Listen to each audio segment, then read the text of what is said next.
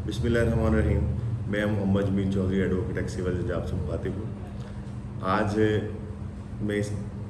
कुछ ऐसे मसाइल जो लोगों को दरपेश रहते हैं अपनी मलकीती अराज़ी का कब्ज़ा लेने के लिए, और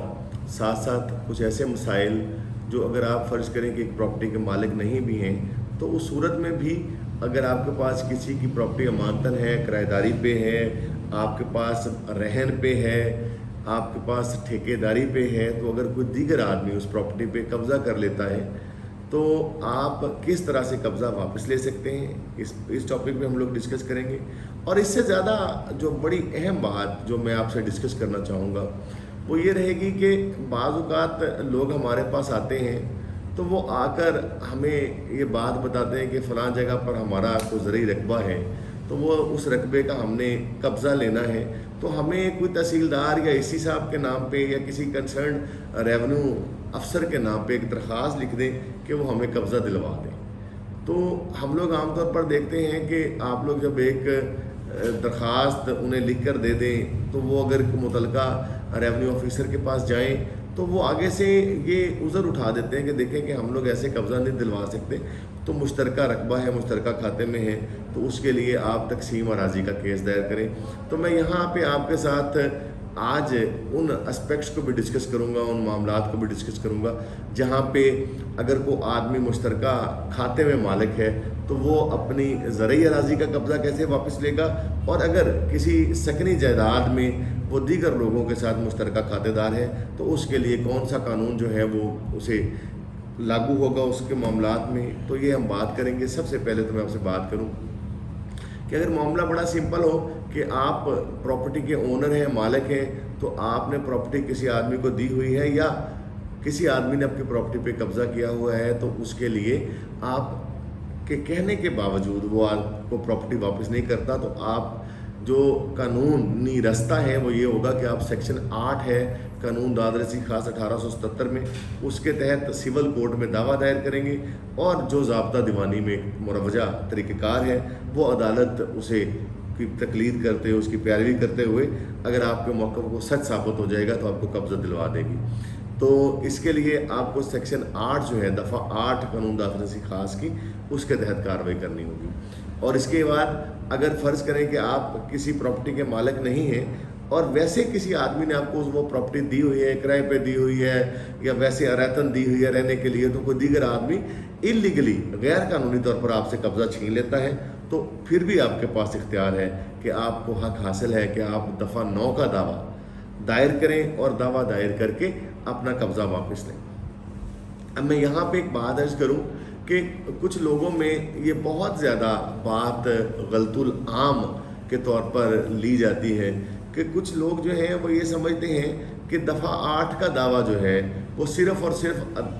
प्रॉपर्टी का मालिक जो है वो दायर कर सकता है। तो मैं यहाँ पे आप लोगों से आज बात क्लियर करूँ कि ऑनरेबल सुप्रीम कोर्ट ने अपनी एक हालिया एक जजमेंट है 2019 SCMR पेज 84 पे, जहाँ पे ऑनरेबल सुप्रीम कोर्ट ने ये होल्ड फरमाया है कि दफ़ा 8 में इंटाइटल्ड पर्सन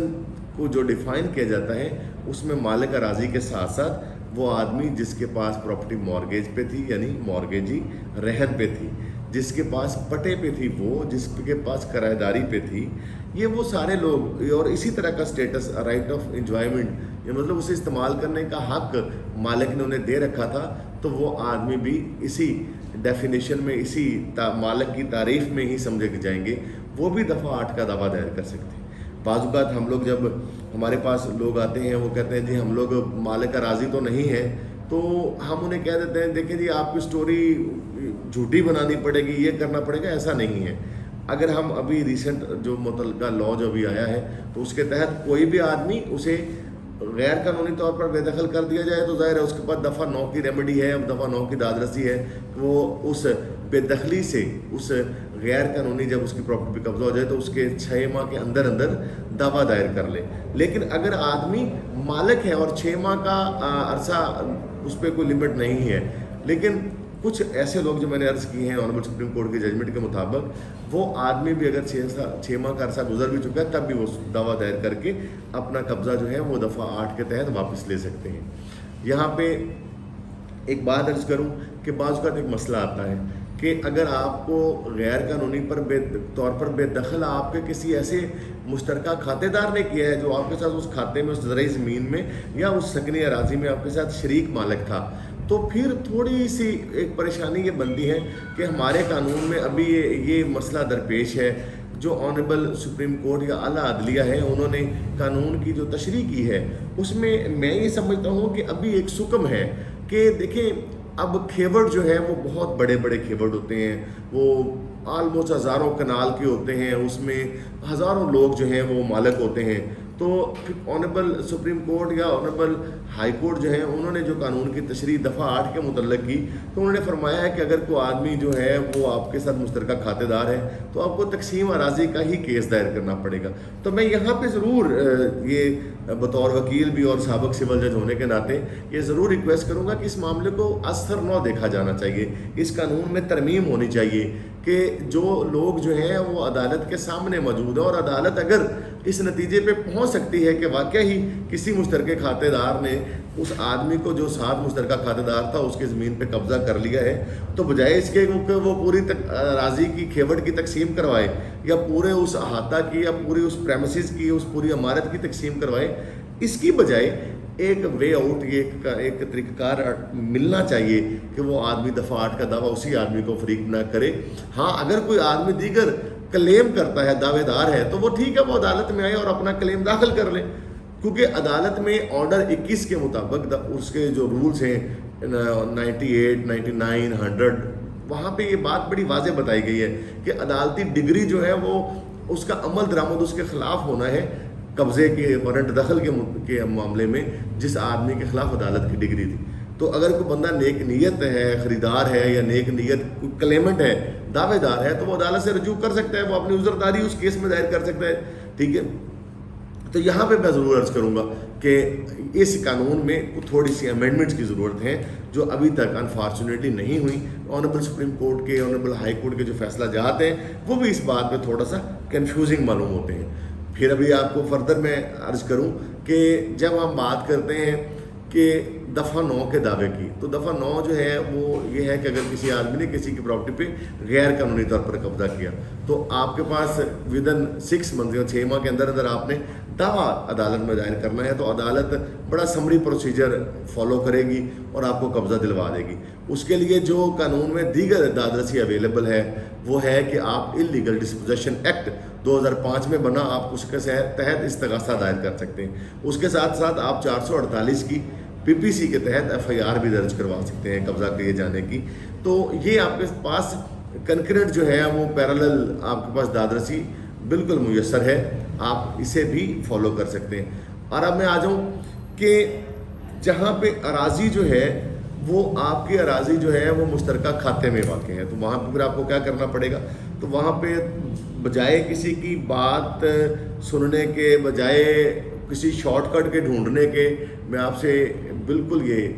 واضح کرتا چلوں کہ آپ جو شارٹ کٹ ڈھونڈنا چاہیں گے کہ آپ کو ریونیو افسر یا عدالت جو ہے وہ آپ کی درخواست پہ یا آپ کے دعوے پہ قبضہ دلوا دے، تو ابھی تک جو موجودہ لا ہے آپ کو نہیں ملے گا۔ اگر زرعی زمین ہے تو آپ کا لینڈ ریونیو ایکٹ جو ہے اس کی دفعہ 135 سے لے کر 141-42 تک جو ہے وہ تقسیم اراضی زرعی زمین کی بابت بتاتے ہیں۔ تو اس صورت میں آپ اپلیکیشن دائر کریں گے متعلقہ ریونیو افسر کے پاس، آپ تمام کھیوڑ داران کو فریق بنائیں گے، ان کھیوڑ داران کی عدالت طلب کرے گی، پھر ایک طریقہ تجویز تقسیم مرتب ہوگا، اس کے بعد عدالت جو ہے وہ پٹواری حلقہ جو ہے اس سے ونڈا جات مرتب کروا کے، ورنڈا جات مرتب کروانے کے بعد متعلقہ کھاتے داران سے اعتراضات لے گی۔ اعتراضات اگر مان لے گی تو ظاہر ہے ونڈا جات دوبارہ مرتب کیے جانے کے لیے بھیج دیا جائے گا۔ اگر اعتراضات جو ہیں وہ خارج کر دیا جائیں گے تو تحصیلدار صاحب جو ہیں وہ اس پہ اپنا فیصلہ صادر کر دیں گے اور ونڈا جات مرتب کر کے اس کی سند تقسیم مرتب کر کے اس کیس کو فائنلی کنکلوڈ کر دیں گے، اس کیس کا فیصلہ ہو جائے گا۔ اور آپ کو جو قانون نسبت یا مساوات کا اصول ہے کہ تمام لوگوں کو برابری کے حساب سے زمین جو ہے اس کا تقسیم ہوگی، اس حساب سے آپ کو زمین جو ہے آپ کے حصے کی مل جائے گی۔ اسی طرح سے اگر میں بات کروں سکنی جائیداد کی یا کمرشل جائیداد کی، تو اس کے لیے پھر ہمارے ہاں پہلے ایک قانون تھا उस कानून का नाम था कानून तकसीम, सिंपल पार्टीशन एक्ट था। अब उसमें बाद में अमेंडमेंट्स आई 2012 में, 2012 में, 2013 में वो लॉ एप्लीकेबल करार दे दिया गया, उसका इतलाक हो गया। उसका नाम था the Punjab partition of immovable property act 2012। तो उसमें बाद में कुछ अमेंडमेंट्स आई हैं 2015 में, वो भी काबिल मुलाहिज़ा हैं। तो वहाँ पे आपको तरीक़ार बताया गया है कि आप सिविल अदालत से रजू करेंगे कि अगर आपके दरमियान आपके मुश्तरका खातेदारान जो सकनी जायदाद में, किसी इमारत में, किसी बिल्डिंग में, किसी दुकान में, किसी मकान में, कोई भी बिल्डिंग है, तो वहाँ पे आपके साथ खातेदारान जो हैं वो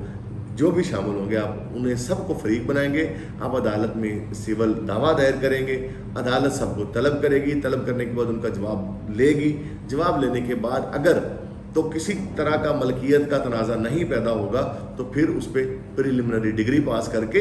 इब्तदाइया डिग्री जिसे हम कहते हैं, वो डिग्री पास करेगी। डिग्री पास करने के बाद फिर अदालत उस पर रेफरी मुकर्रर करके, रेफरी मुकर्रर मौके पे जाएगा, मौके पे जाके देखेगा कि अगर तो जायदाद जो है वो काबिल तकसीम है तो वो उसकी तकसीम के लिए वो प्लान मुरतब करके अदालत को दे देगा। अगर काबिल तकसीम नहीं होगी तो फिर अदालत को वो तजवीज़ करेगा कि इन पार्टीज़ के मबैन जो है वो कोई इंटरनल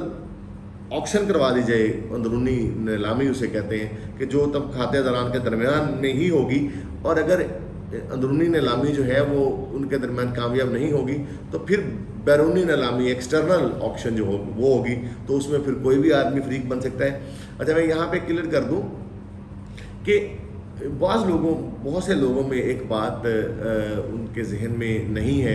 या लोग इस बात पे कंफ्यूज हैं कि क्या ये जो एक्सटर्नल ऑक्शन होती है तो जो खातेदारान हैं उनमें से भी कोई आदमी हिस्सा ले सकता है? तो बिल्कुल हिस्सा ले सकता है, लेकिन उसे अदालत से इजाज़त लेना पड़ेगी। वो एक्सटर्नल ऑक्शन में वो हिस्सा पार्टिसिपेट कर सकता है अगर अदालत उसे इजाज़त दे दो।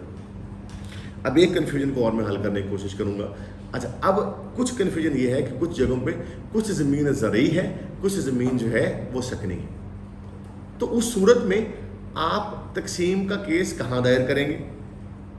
तो यहाँ पे मैं अर्ज करूँ कि इस पे 2-3 जजमेंट्स जो हैं वो मौजूद हैं जिन्हें ज़रूर मद्देनज़र रखना चाहिए। एक तो 2019 CLC 1343 है, इसी तरह से एक 2021 की जजमेंट है, उसका पेज मैं आपको रेफ़र कर दूंगा जजमेंट में अपनी इस वीडियो में। तो दोनों जजमेंट्स जो हैं थोड़ी सी सेल्फ कॉन्ट्राडिक्टरी सी हैं,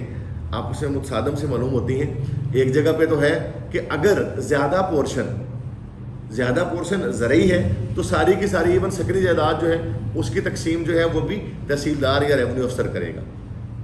दूसरी जजमेंट 2021 वाली की जो मैं बात करता हूँ तो वहाँ पे ये है कि तनासुब के साथ कि जितनी ज़मीन ज़रई है वो ज़रई वाले करेंगे। और सेक्शन दफ़ा 3 है लैंड रेवेन्यू एक्ट की, उसमें बताया गया है कि जहाँ पे कोई कॉलोनी बन जाए, कोई आबादी बन जाए, कोई स्कीम बन जाए तो वहाँ पे रेवेन्यू अदालत को इख्तियार समाअत नहीं रहता, तो वो सिविल कोर्ट में मामला चला जाता है। तो उस तनाजुर में फिर जो ज़मीन जो है वो सकनी शक्ल इख्तियार कर जाएगी, जो कमर्शियल शक्ल इख्तियार कर जाएगी, तो वहाँ पे आप सिविल कोर्ट में जाएंगे। फिर सिविल कोर्ट क्या चीज़ मद्देनजर रखेगी कि वो बराबरी के आपके तकसीम के मामले को देख ले। तो यहाँ पे मैं सिंपली ये बात कहूँगा, एक तो इसमें सबसे पहले कब्ज़ा बड़ा अहम होगा कि किस आदमी का दरीना कब्ज़ा है। अगर फ़र्ज़ करें कि इन लोगों के दरमियान को खानगी तकसीम होगी थी, खानगी तकसीम होगी तो फिर उसको अदालत ज़रूर मद्देनजर रखेगी कि अगर एक आदमी बहुत ज़्यादा एक तवील अरसे से किसी जगह पे काबज़ है तो ये बिल्कुल मफरूज़ा कायम किया जा सकता है कि उस आदमी के पास उस जायदाद का बिला शिरकत गैर कब्ज़ा है। तो अदालत मुमकिन है कि उस अराजी की तकसीम उस हिसाब से ना करवाए, और खानगी तकसीम के लिए अगर कोई आदमी क्लेम करता है तो उसको वो डिक्लेयर कर दे। दूसरी बात, अगर तकसीम की तरफ जाती है तो उनकी तनासुब के साथ तकसीम हो जाएगी कि जितनी अराजी उन्हें तनासुब के साथ सकनी में से आएगी वो सकनी में से मिल जाएगी, जितनी उनके तनासुब के साथ ज़रई में से आएगी उनको ज़रई में से मिल जाएगी। अब लोगों के दरमियान ये जो कन्फ्यूजन रहता है कि हम कहाँ किस अदालत से रजू करें, तो मेरी इस बात से आप लोग काफ़ी आपको मालूमात मिल गई होंगी कि आप जिस तरह की प्रॉपर्टी की नोयत है आप उसी अदालत से रजू करेंगे। और अब मैं इस बात को कंक्लूड करते हुए मैं आप लोगों से ये ज़रूर इल्तमास करूँगा, आप लोगों के जहन में जो भी सवालात आते हैं इस मुतलका पॉइंट ऑफ डिस्कशन से ضرور میرے ساتھ شیئر کیجیے گا. بہت شکریہ, بہت نوازش, مہربان.